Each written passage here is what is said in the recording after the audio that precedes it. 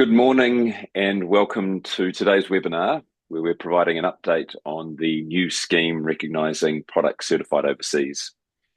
Now, we should all be aware of the government's goal to reduce the cost of construction, and at the very heart of that is this legislation to increase competition and reduce barriers, in particular the requirement and cost for local certification of quality tested overseas building materials. Today's session is exclusively for suppliers and merchants. And our objective today is to provide an update on the latest watermark recognition notices, something we covered off last year, the initial phase. Or other building products. Well, today we'll provide an overview of what's to come for this pathway in 2026. And we'll also provide an update on building product specifications. My name is Matthew Duda. I'm General Manager of EBOS, and today I'm coordinating this webinar with a team of MB managers and principal advisors. We'll introduce them shortly, and also behind the scenes we have Byron, Amanda, Ellen and Evan from MB assisting with your questions and comments. In terms of setting expectation, we've got a concise 35-minute presentation and have allowed another 25 minutes for your questions to be done and dusted by within the hour. Now, a recording of this webinar will be published on the Building Performance website over the next week or so. We do appreciate your feedback. So to kick things off, here is a quick poll, which we will repeat at the end of today's session. Now, we welcome your questions. Please use the Q&A function within Zoom. Our team will look to address those either during the session online or as part of the question and answer session that will follow our formal presentation. Now, to kick things off, I would like to welcome Claire Botha, Principal Advisor, Building System Delivery and Assurance. Claire, good morning. Good morning, and thank you, Matt, and kia ora koutou. So as many of you who have been following the recent announcements will know, this pathway is one of 3 that have been introduced to give New Zealanders greater choice in building products. We have already written a series of webinars late last year that explain this pathway in more detail, and those recordings are available on the Building Performance website if you'd like to learn more about how it works and what it means in practice. The focus of today's webinar is really to provide you an update on the notices we have recently published and also the application process we are developing for 2026. I'll provide a brief overview of this specific pathway as a quick refresher to begin the session before we jump into our update. At a really high level, this pathway will see MB evaluating building products or building methods certified under an overseas product certification scheme and issuing a recognition notice. These recognition notices will have the same status as a code mark product certificate that you should be familiar with under the Building Act and must be accepted by a building consent authority if the product is being used within its conditions and limitations. The notice will detail what New Zealand Building Code clauses and/or standards the products comply with, and if there are any limitations or conditions on the product's use. So we feel like 2026 is off to a pretty good start. Over the next couple of weeks, we're planning on publishing additional recognition notices for products certified under the watermark scheme. As many of you will already be aware, Phase 1 of our implementation focused on issuing 22 recognition notices, and these covered watermark products certified to joint Australia and New Zealand standards, as well as the Australian Tapware standard AS3718. We started here because these products align closely with existing New Zealand compliance pathways, which made them the most straightforward to recognise first. Those notices were published in October of last year. As the saying goes, there's no rest for the wicked, so Phase 2 of the implementation also kicked off in October. This phase looked at watermark products certified to Australian-only standards and the watermark technical specifications. This was a way more complex assessment process than Phase 1, but it was an important next step for broadening the range of recognised products in New Zealand. We consulted on those recognition notices in November of last year. Following that consultation, we decided to issue a further 54 recognition notices, and these will be published shortly and will come into effect from the 9th of February 2026. It's important to note that MB has only issued recognition notices where we can be confident that the product performance aligns with the equivalent performance requirements of the New Zealand Building Code. As a result, you won't see recognition notices for every Australian standard or every watermark technical specification. The notices also don't cover every building code clause, only the clauses where MB was able to establish assurance based on the review of the certificate and the associated standard. It's also important to note that these notices are not a blanket approval for watermark certificates issued under a particular standard or a technical specification. Only products with certificates that are specifically listed on the recognition notice can be used as a deemed to comply. You can find a link to all Phase 1 recognition notices in the webinar chat or on our Building Performance website. That web page will be updated once the Phase 2 notices go live. If you have already visited this web page, then you'll be aware that as we are adding 50 plus notices from Phase 2, the structure of the web page housing those notices will change in February. On each notice, you'll be able to see the relevant information such as building code clauses, conditions and limitations, and you can search for specific certificate number to see if it is included on that notice. I'll now pass you to Sophie Cunningham, Manager, Building Regulatory Services, to chat to you more about our upcoming application process. Thanks, Sophie. Thank you, Claire. Kia ora koutou. So what's the next step in this pathway for overseas certified products that aren't watermark? Well, in late Feb, we are planning to release our self-assessment tool and expression of interest form that people can use to determine if they meet basic eligibility requirements and then indicate their interest in applying for this pathway. So the first step is to help suppliers determine whether this is the right pathway for them and if they meet basic eligibility requirements. So we're developing a self-assessment tool to assist with this. If the self-assessment comes back as all green on a supplier meeting basic requirements, then they will be asked if they'd like to proceed further into the tool to express their interest in applying for this pathway. The EOI is not a formal application and does not confirm that MB will accept, process, or issue a recognition notice for the certified product that you've submitted an expression of interest for. The EOI helps us indicate that you're ready and interested in applying, and it signals to MB the scheme and the category of products you wish to apply for recognition and their associated certification scheme. To best prepare yourself for when this tool goes live, there are a number of things you need to begin to consider.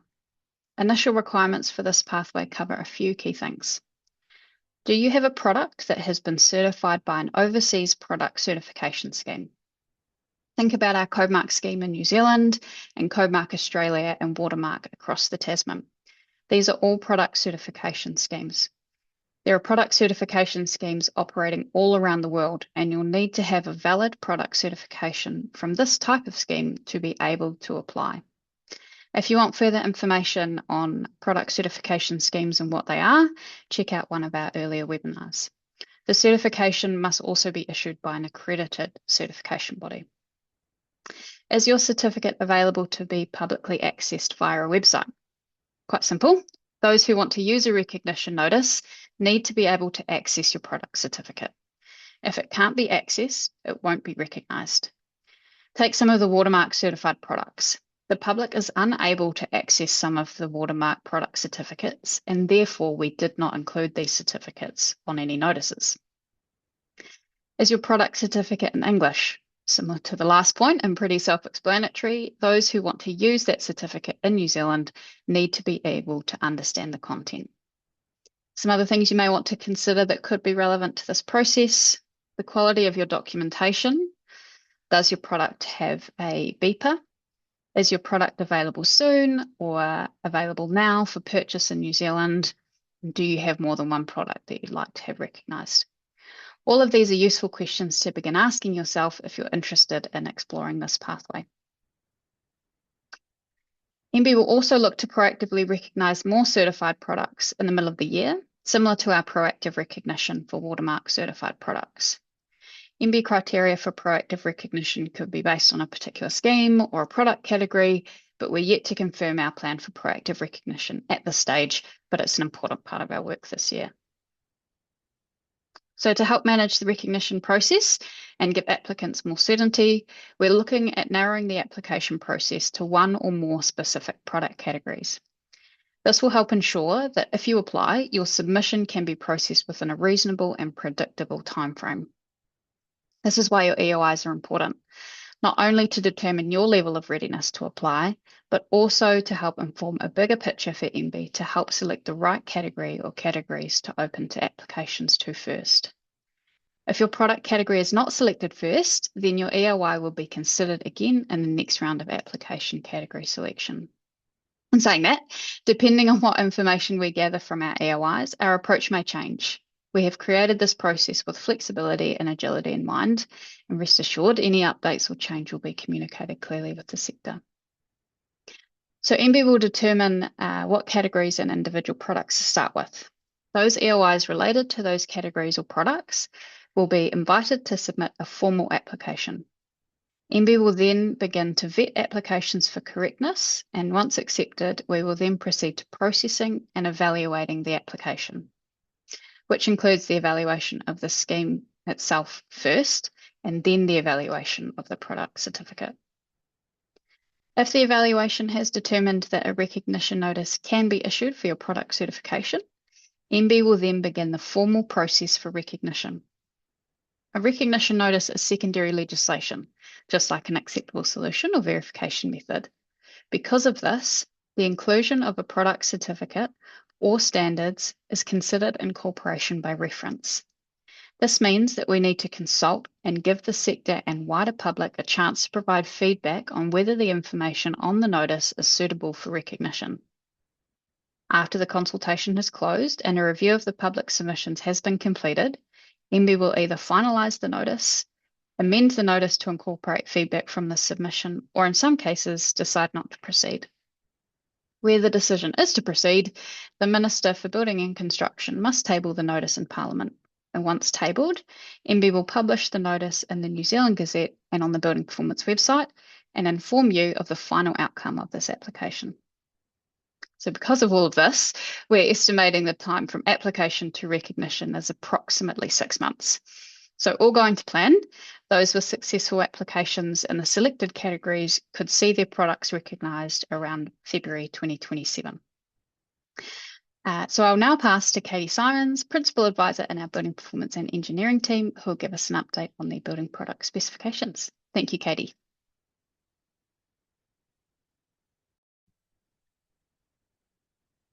Kia ora koutou, everyone. Thanks, Sophie. It's great to be here. So I'll just sort out my screen. And yes, I'm going to talk about the building product specifications, or the BPS for short. It's another one of the 3 pathways for product compliance that was introduced last year. The BPS is a new regulatory instrument that's been created to work hand in hand with acceptable solutions and verification methods. These are our existing pathways that can be used to show that building work complies with the building code during the building consent process. So we'll start with a recap. What exactly is the BPS? Well, it's a document, fundamentally. It looks like this. It's available on our website here, alongside our other compliance pathway documents or acceptable solutions and verification methods I mentioned. Essentially, it's a single place where we have housed or combined product specifications and product standards that were previously cited in those individuals' AS and VM documents. So it's intended to replace the product information where it was spread across multiple AS and VM documents.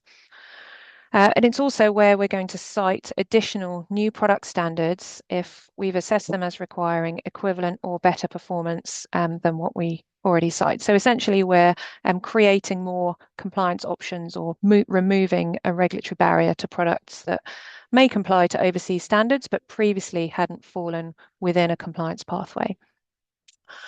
When the BPS was created, the rules that we must follow for publishing and updating it are made to be simpler than our AS and VM documents. And so the update process is more streamlined. We can therefore add product standards by amending and updating the BPS more frequently than we can update those AS and VM documents. So now let's look at how this document fits into our building code system. So like many regulatory systems, the building code system is commonly referenced with a triangle framework. So here it is again. Just to recap, we've got the Building Act at the top, and underneath that, the building code. So there are kind of mandatory requirements set in legislation. Underneath that, though, we have compliance pathways. We've got a performance-based building code, so we don't dictate what you must do to comply, but we do provide pathways to compliance that, if are followed, must be accepted by building consent authorities as compliant with building code requirements. Our verification methods and acceptable solutions, as you see there. Because as mentioned previously, the BPS contains information about products, the specification information and or citations of product standards that were previously found in the AS and VM documents. This is how they kind of work together. You could think of the BPS as sort of an appendix to an AS or a VM.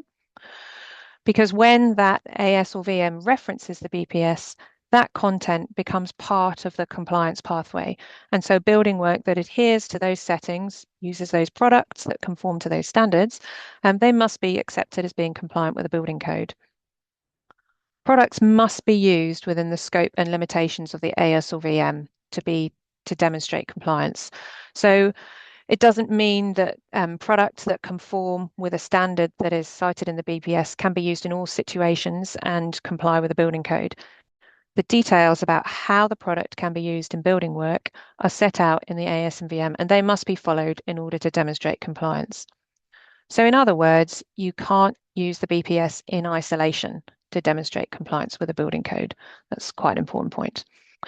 But let's take a look at how the document itself is structured. So what we've done here is we've tried to match the document to how building products generally appear in a building project specification rather than being arranged by building code clause. So it's designed to be used by suppliers and importers, including those from overseas. They might not be familiar with our B, C, D, E, all those sort of letters that the clauses and the myriad of documents that sit underneath within our building code system. It's a single source of product information about how products can be specified to be used in building code compliant work.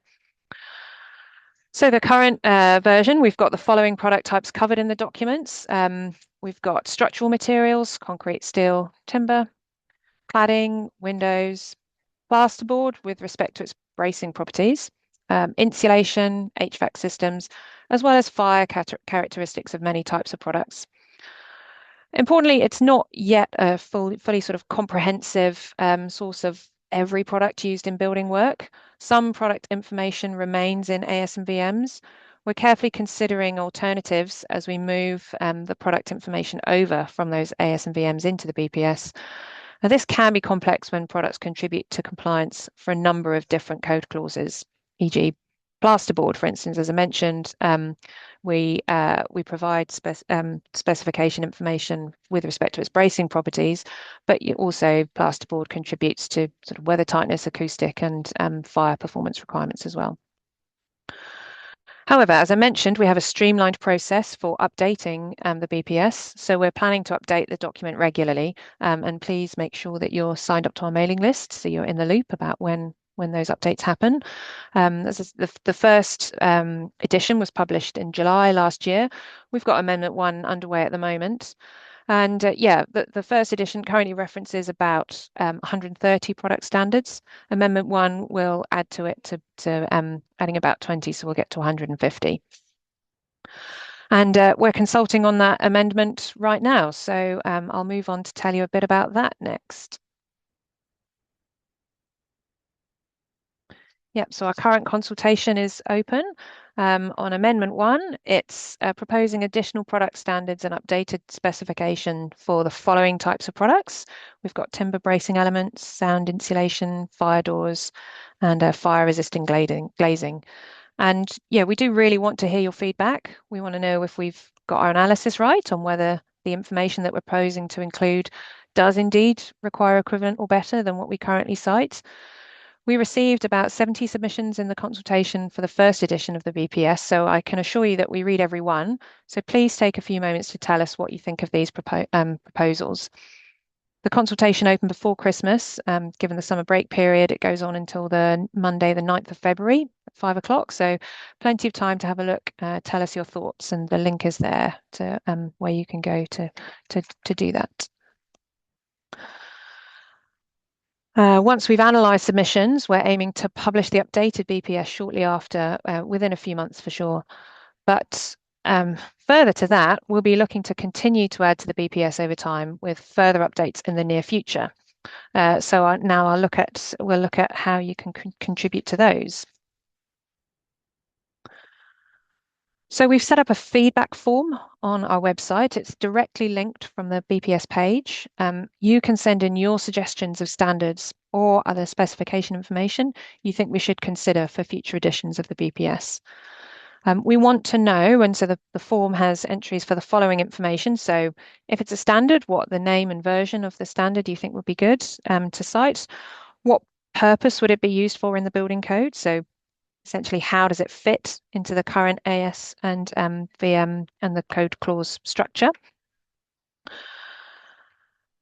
What are the equivalencies? How is it equivalent to standards that are already cited? And are there any differences to standards that are already cited that we might need to put as a sort of caveat next to the citation of that standard?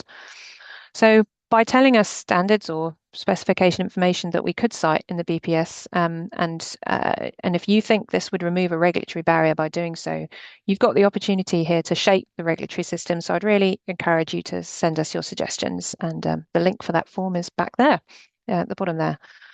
So I'll now pass back to Matt to summarise what we've covered and go to your questions. Thanks, Katie. So for those of you who are interested in considering the Overseas Building Products Recognition Notice as a pathway for building products outside of Watermark, should now understand the steps and the timing for applying. So there's a self-assessment tool which will be made available shortly. That'll make sure that the basics are covered, so that and then you'll be given an opportunity to complete an EOI for MB to then assess. We also know that from August onwards, we'll then start the application for the formal application process will begin. So some key dates for us to recognise. And then for those of you who are involved in the wider market, particularly those involved in timber bracing, sound insulation, fire doors and glazing, you've got an important date to give your feedback on the current proposals for the BPS document. And we've also got an opportunity to drive further focus. So here's an opportunity to give your suggestions to MB about what else could be included in those building product specifications. So with that in mind, we are now going to move on to some of your questions. Again, we've got that through the Q&A function. Claire, I'll start with you. Could you just further clarify, there could be some recognition notices that don't reference all code requirements? Yeah, that's right, Matt. So those of you who are familiar with a code mark certificate know that those certified products need to be certified to all relevant building code clauses relevant to its intended use. Recognition notices, however, offer a slightly different pathway, so they're still deemed to comply, but there are some limitations that apply to those recognition notices. So To cover it off, they are scheme specifics, meaning MB has to first evaluate and recognize or evaluate the overseas product certification scheme before that individual product certificate can be considered. And then also the scope of that recognition is tightly defined. So the notice will specify the product's intended use and the relevant building code clauses and any conditions and limitations. But those building code clauses that we would note as a product complying with will be really dependent on the information that we can garner from the certificate, any supporting information that we can actually evaluate and validate. So it'll only document building code clauses that we can find evidence for. Great, thanks, Claire. Sophie, I'll move to you next. Just thinking about transparency through the EOIs and applications. Do the recognition notices contain information about the applicant? So will we know who has made the application?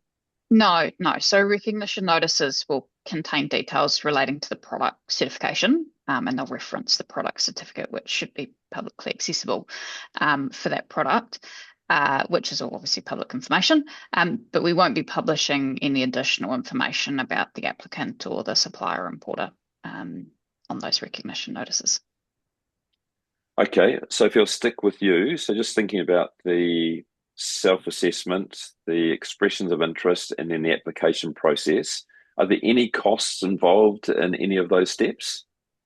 No, so not at this stage. So at this stage, there'll not be a fee with associated with applying for recognition, whether that's using the self-assessment checklist or expressing interest or even applying formally with MB. So no fees at this stage. Okay, and right through if it is the recognition is successful and it's tabled, again, there's no fees for any of those parts of the process. No, not at this stage. Okay, thank you. Claire, I'll come back to you.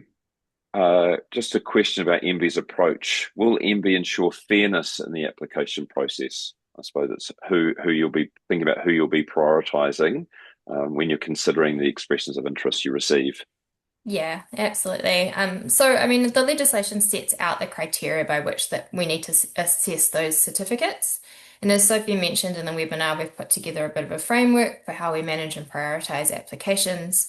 But we're also considering any conflicts of interest, and that's within MB, but also with any of our technical expertise that would be looking at that. So that we can ensure that those decisions are made impartially and with a lot of transparency.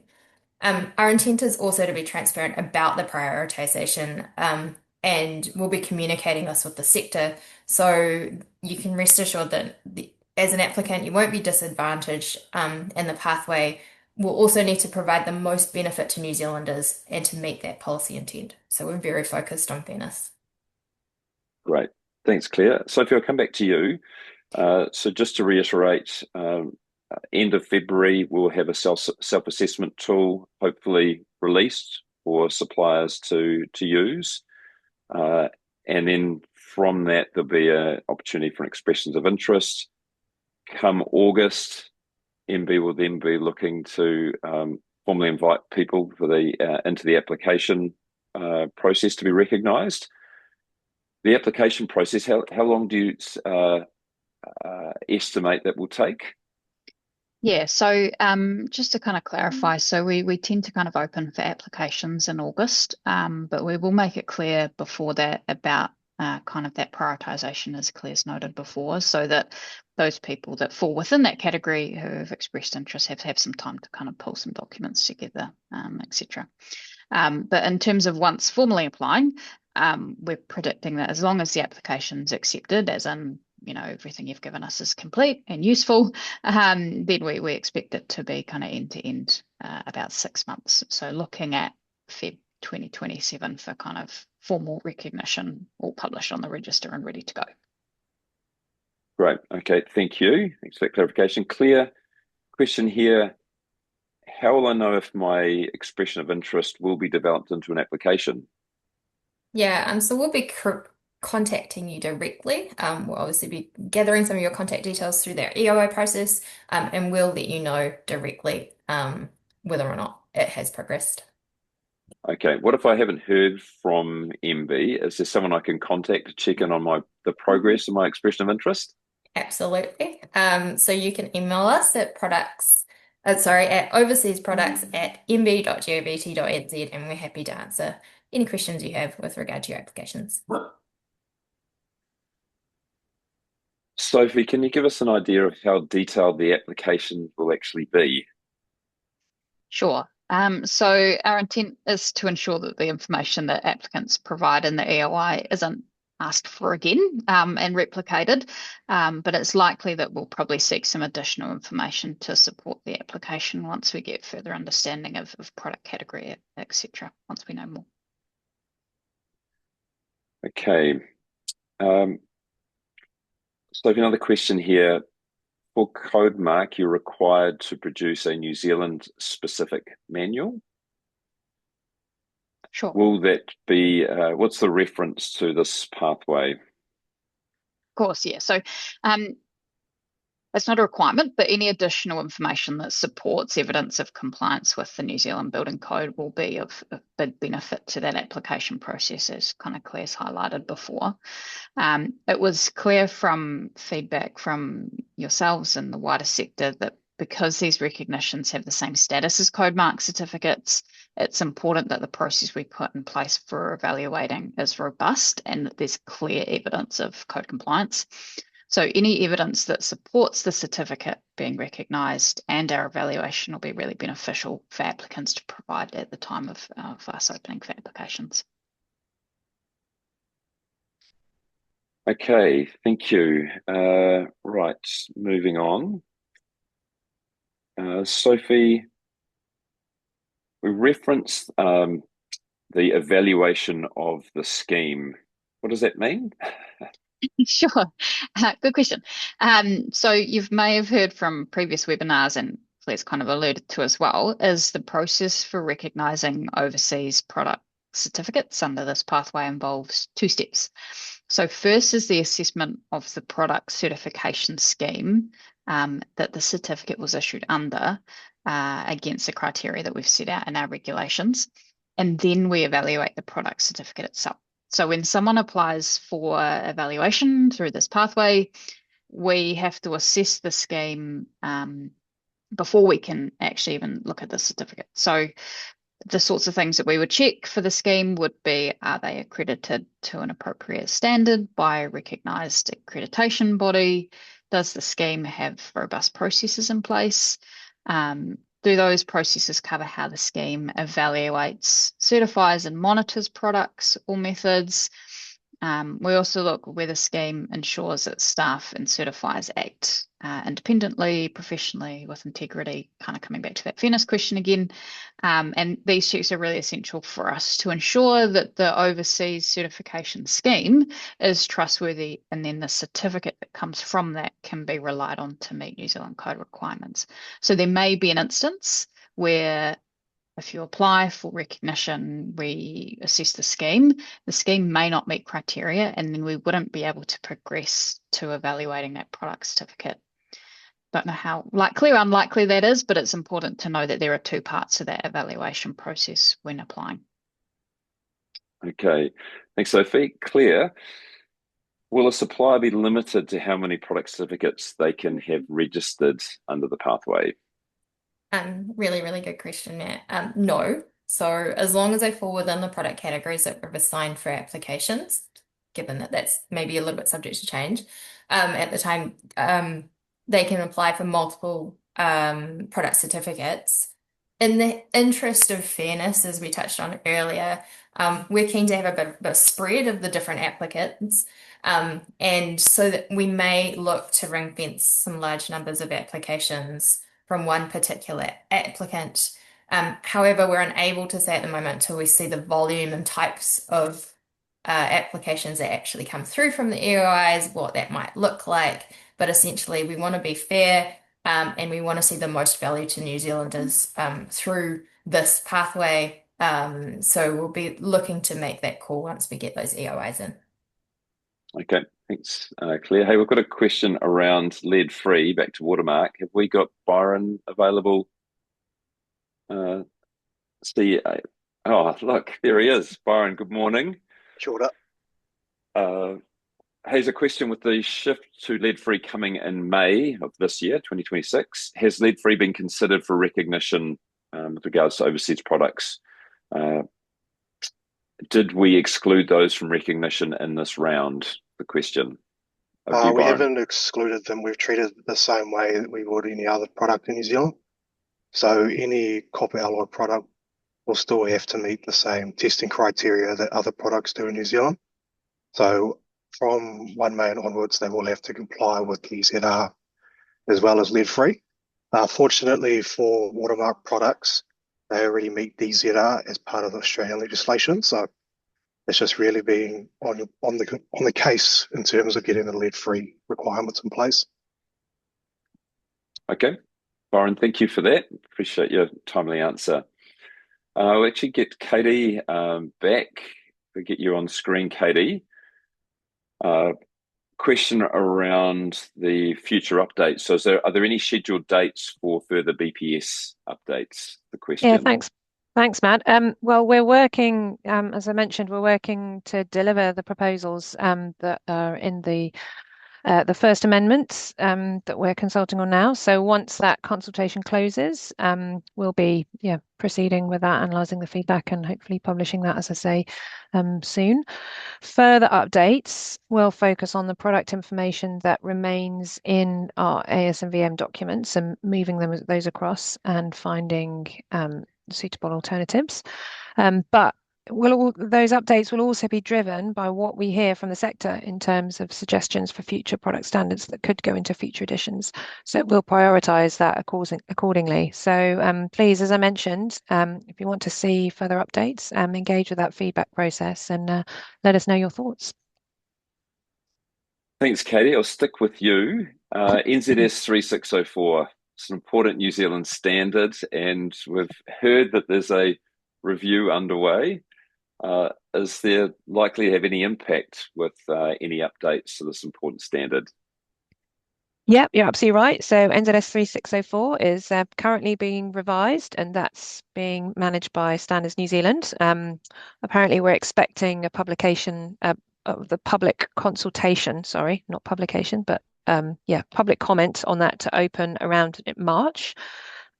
It's obviously a key standard for building work in New Zealand, and it's cited a number of AS documents, excuse me, not just the B1 AS1, but some of the E's and G's as well.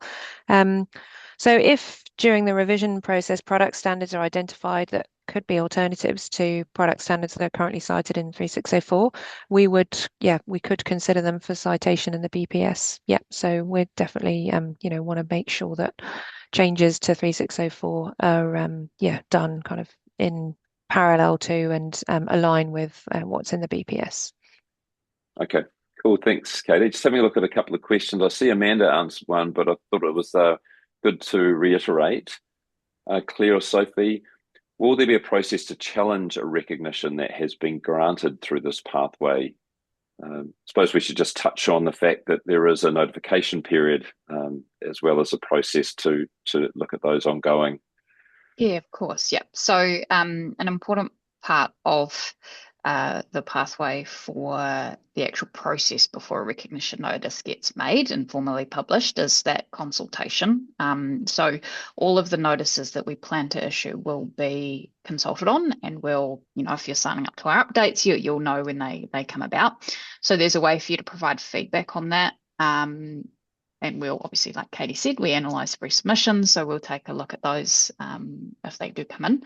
If a recognition notice has been issued and there's some feedback on it, I think Amanda's posted the email address there, overseasproducts@mb.govt.nz. Get in contact with us to let us know. We'll be providing ongoing monitoring of the notices that we issue as well. They're not just going to be issued and then that's it. We will have a monitoring program to ensure that they remain fit for purpose. So there are various touch points if you're uncomfortable about something or you want to get in contact with us. Yeah, well, that's a reasonably big job, I would have thought. The fact that products can change over time. Sure. The manufacturing formula, potentially the plant. So an important part of the process. Definitely. A question from Linda. Maybe I'll just touch on it. How will MB notify the sector, including councils, about when recognition notices are revoked or amended? Yeah, sure. So kind of same pathways as you would be informed, whether that be in our newsletters or on our website. If a recognition notice isn't on our website anymore, it's not current. So the ones that are on our website are current and can be used. If they're not, then they can't. So that's a good place to start. Obviously, if you have any questions about anything, you can forward us a quick email to check in, but we will endeavour to update people on when they change. Because they're secondary legislation, we may have consultation requirements for particular changes as well. So we may consult not necessarily on a new recognition notice, but something that may need to be amended or revoked as well. Great. Hey, we're just coming to our final few questions. So Nancy, do you mind putting our final poll up for us, please? Sophie, we talked about the product categories that the recognition notices will start with. Sure. When will the further categories be announced? Is that going to be in parallel or after? So can you give us an idea around timing? Totally, really good question. So the expression of interest and self-assessment form will be on our website indefinitely, so people can use that whenever it goes live for however long. So we'll be kind of getting rolling expression of interest, and we assume from suppliers. So there will be touch points for us, depending on volume from what we see coming through in those EOIs, to check in about what product categories we could do next round. Obviously, we've said that we anticipate that first recognition will happen in Feb 2027. We hope that we would be providing people with further product categories before that date for the next round.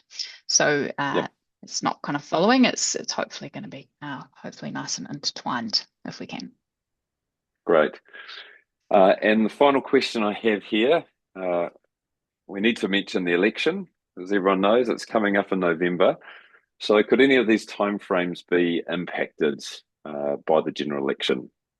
Sure. I mean, maybe, but in terms of dates that we've put in that timeline that we've shared with you guys, we've done our best to align anything that requires interaction with the Minister's office to fall outside of that shutdown period that they do for the election. But if that changes, we'll obviously keep everybody informed of that as it moves through. Great. Well, that comes to the end of the questions. So I think this is a good time to summarise and for everyone to get on with their day. I'd like to thank Sophie, Claire and Katie for their insights and presentations today. And would just reiterate that this webinar will be available on the Building Performance website for you to reference and share with your colleagues and wider industry over the next week or so.